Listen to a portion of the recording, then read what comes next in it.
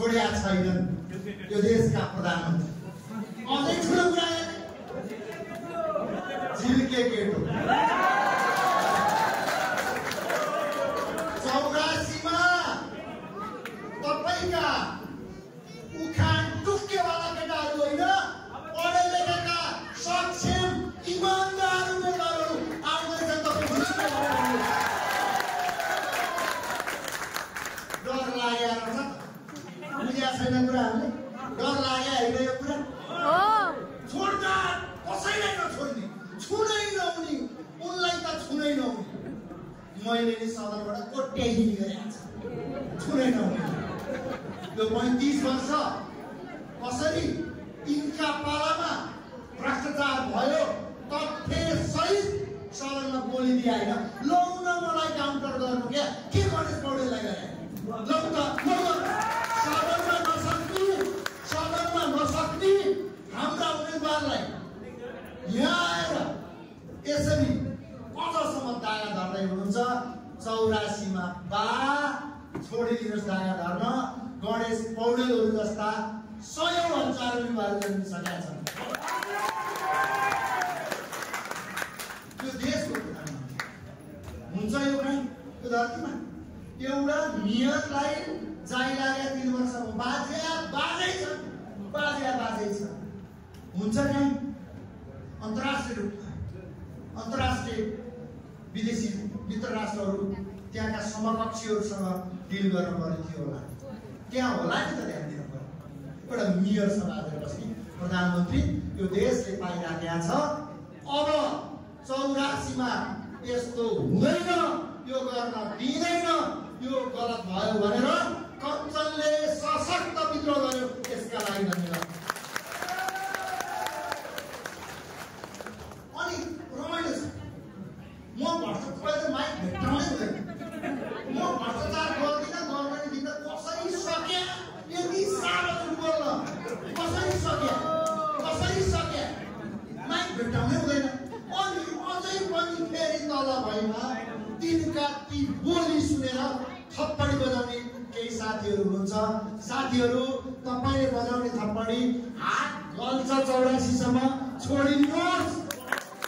35 वर्षसम्म तपाईले जे पत्याइरहनु भयो त्यो पत्याइका कारणले तपाईका विश्वासमाथिको 35 वर्षसम्मको त्यो धोका, त्यो विश्वासघातमाथि तपाईहरूले सशक्त विद्रोह गरिदिनुहोस्। तपाईले विद्रोह गर्दै गर्दा तपाईलाई भनेको होला त्यहाँको खानेपानीको सञ्चालक समितिको अलग से बनाइदिन्छु भनेर सशक्त विद्रोह गर्नुहोस्। चाहिँदैन भनिदिनुहोस्। तपाईलाई भनिदिएको होला त्यो वनको अलग से त्यहाँको पदाधिकारी बनाइदिन्छु भनेर सशक्त विद्रोह गरिदिनुहोस्। चाहिँदैन भनिदिनु होला।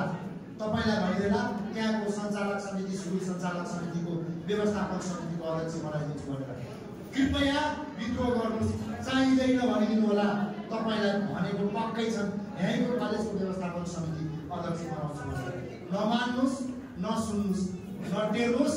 यिनीहरूले यो 35 वर्ष अति गरे 84 मा यिनीहरूको क्षति गर्नु छ, क्षति हुँदैछ।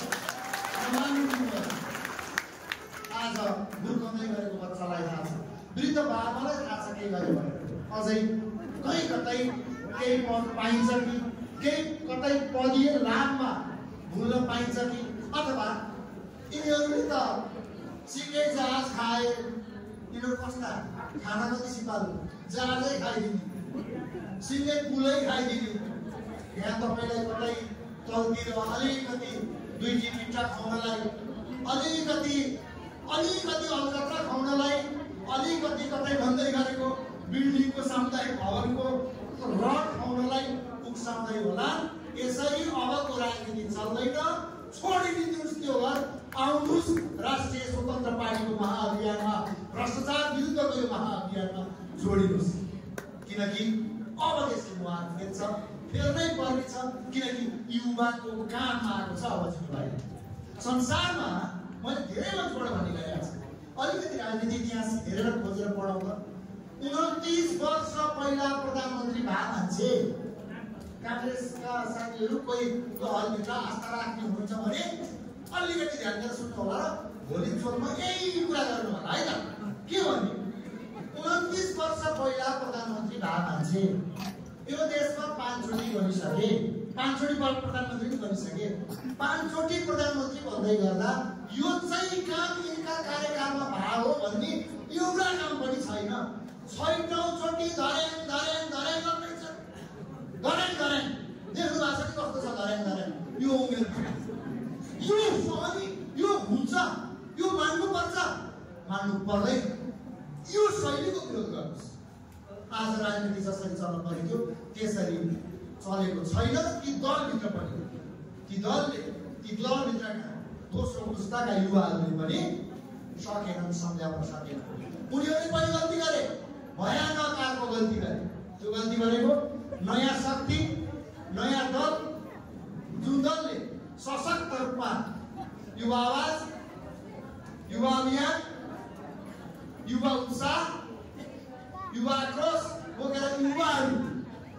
बोकेर आएको दललाई दोस्रो पुस्ता, तब दलका दोस्रो पुस्ताका नेताहरूले उसै गरी खेले,